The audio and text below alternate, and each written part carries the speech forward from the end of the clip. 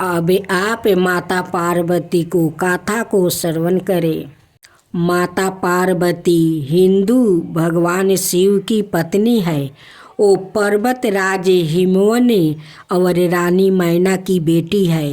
पार्वती हिंदू देवताओं गणेश, कार्तिकेय, अशोक सुंदरी, जयोति और मानसा देवी की माँ है और यापा की सौतेली माता है। पुराणों में इन्हें श्री विष्णु की बहन कहा गया है। वही मूल प्रकृति और कारण रूपा है। शिव विश्व के चेतना है तो पार्वती विश्व की ऊर्जा है। पार्वती माता जग जननी और ब्रह्मा स्वरूपिणी है। पार्वती प्रेम और भक्ति की देवी है। यह कामाक्षी बहुत यत और भोजन पोषण की देवी अन्नपूर्णा कहा गया है। देवी पार्वती एक क्रुद्ध महाकाली भी है जो तलवार उठाती है, गंभीर सिर की माला पहनती है और अपने भक्तों की रक्षा करती है और दुनिया और प्राणियों की दुर्दशा करने वाली सभी बुराइयों का नाश करती है। देवी पार्वती को सौरन, गौरी, काली या शाम के रूप में संबंधित किया जाता है। इनका एक शांत रूप गौरी है जो दूसरा भयंकर रूप काली है। पार्वती शब्दों वैदिक साहित्य में प्रयोग नहीं किया जाता था। इसके बजाय अंबिका, रुद्रानी का प्रयोग किया गया है।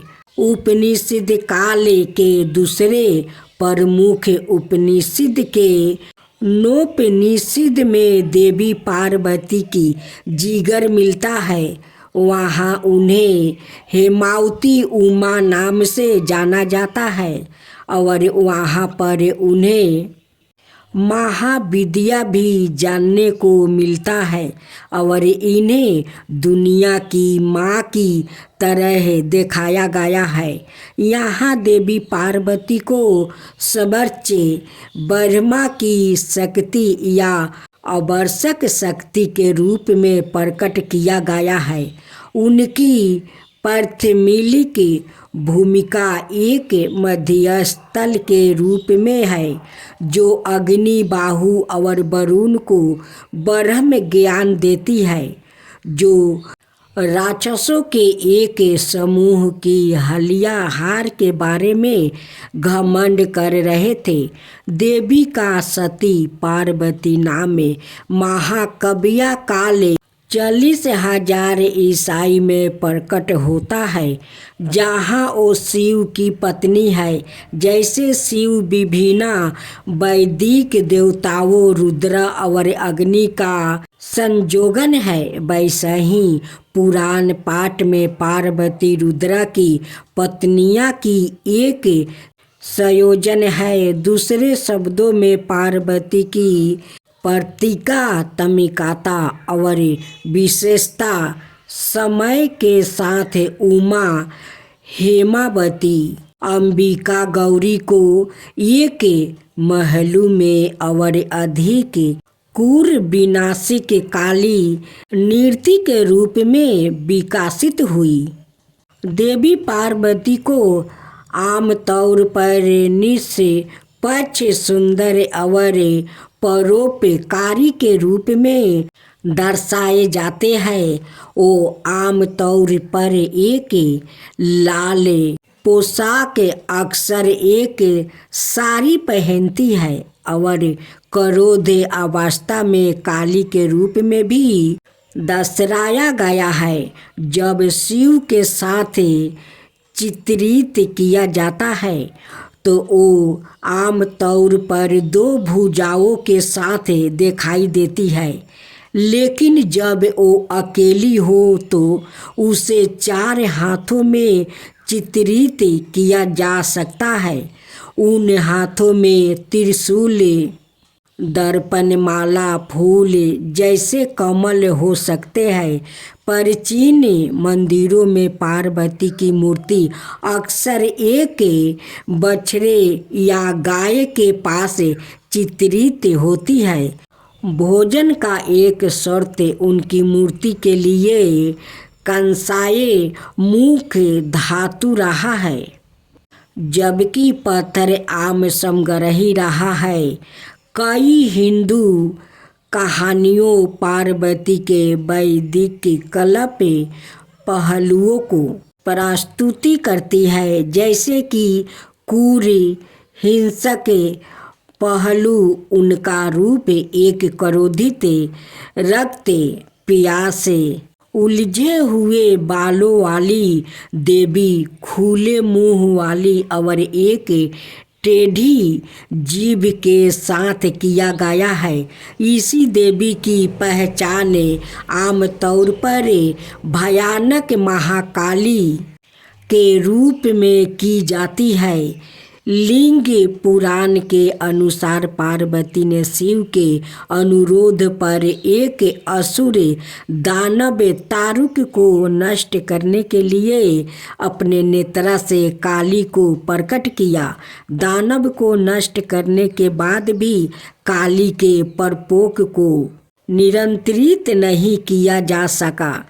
काली के क्रोध को कम करने के लिए शिव उनके पैरों के नीचे जाकर सो गया।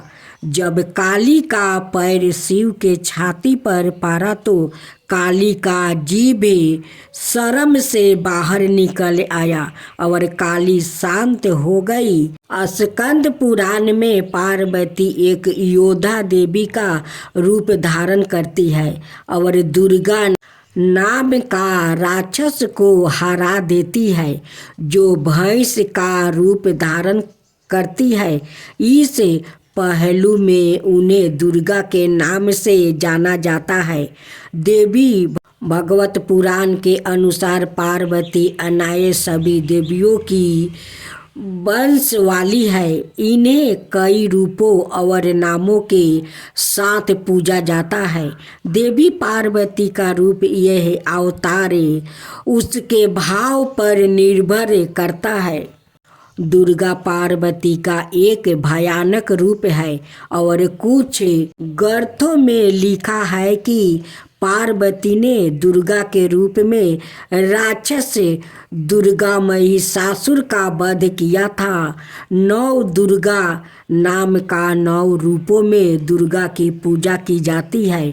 9 पहलुओं में से प्रत्येक में पार्वती के जीवन के एक बिंदु को दर्शाया गया है।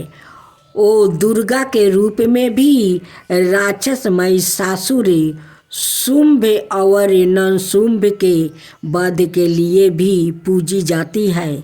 वो बंगाली राज्यों में अष्टभुजा दुर्गा और तेलुगु राज्यों में कनक दुर्गा के रूप में पूजी जाती है।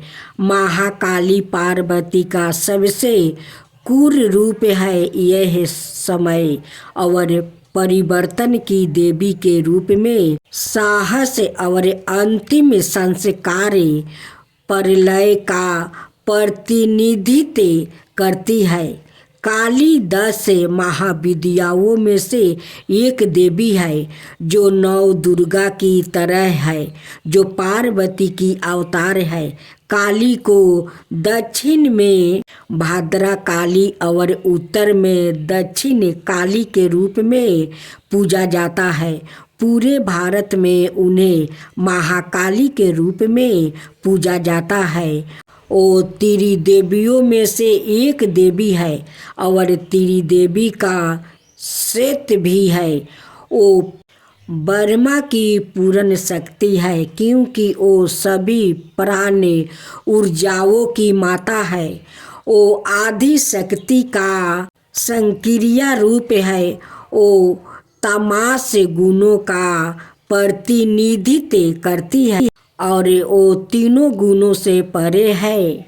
महाकाली सुनय हंकार का वैदिक रूप है जिसमें ब्रह्मांड मौजूद है और अंत में महाकाली सब कुछ अपने भीतर खोल लेती है।